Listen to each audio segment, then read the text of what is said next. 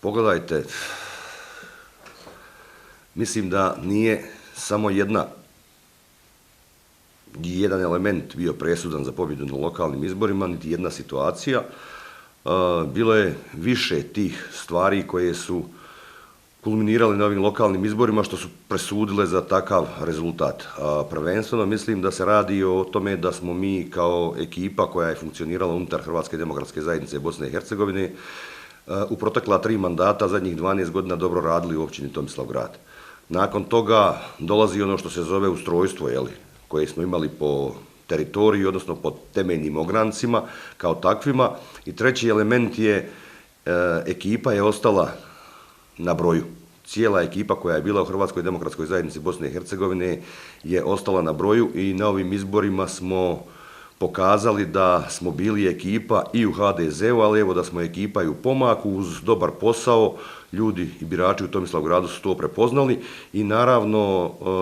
kontinuitet podmlađivanja kandidata kako na listama za općinsko vijeće, tako i kandidatom za načelnika koji je definitivno uz ostala 2 protukandidata bio najkompetentnija osoba za posao načelnika općine Tomislavgrad i birači su to procijenili, honorirali, jer je čovjek, odnosno naš načelnik, čovjek koji je 8 godina radio u realnom sektoru, u privatnoj firmi, napravio tamo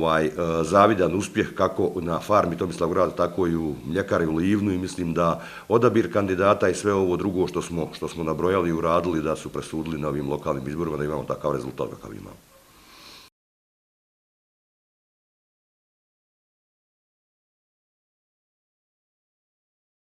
Pogledajte,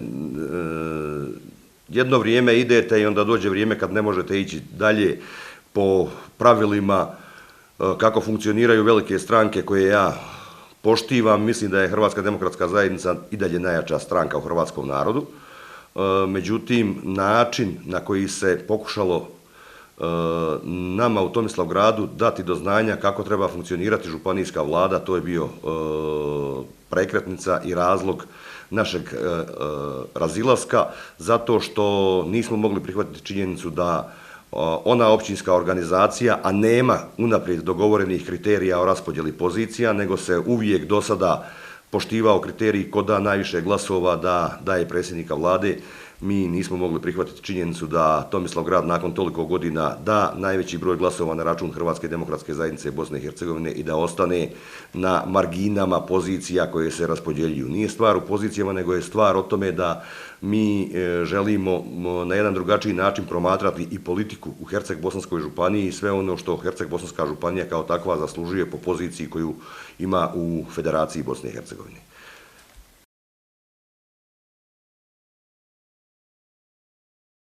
Mislim da HDZ treba analizirati kud ide njena politika i na koji način vode svoju politiku. To ćemo ostaviti za članove Hrvatske demokratske zajednice Bosne i Hercegovine. Ne vidim da se tu radilo o pretjerano velikom broju osipanja kadrova, osim u činjenici da određene stvari koje su se događale u Herceg-Bosanskoj županiji ni druge organizacije nisu mogle tolerirati, što je pokazalo i formiranje, odnosno uspostava vlade Herceg-Bosanske županije sa većinom koja je napravljena. Iz tog razloga ne bi ja govorio o pretjerano velikom osipanju kadrova, a što se tiče politike Hrvatske demokratske zajednice Bosne i Hercegovine, generalno, znači kad govorimo o nacionalnoj politici i politici koja je u okviru Hrvatskog narodnog sabora, mislim da je to politika i smjer kojim treba ići hrvatski narod i inzistirati na potpunoj konstitutivnosti i ravnopravnosti, odnosno jednakopravnosti sa druga 2 naroda na području Bosne i Hercegovine.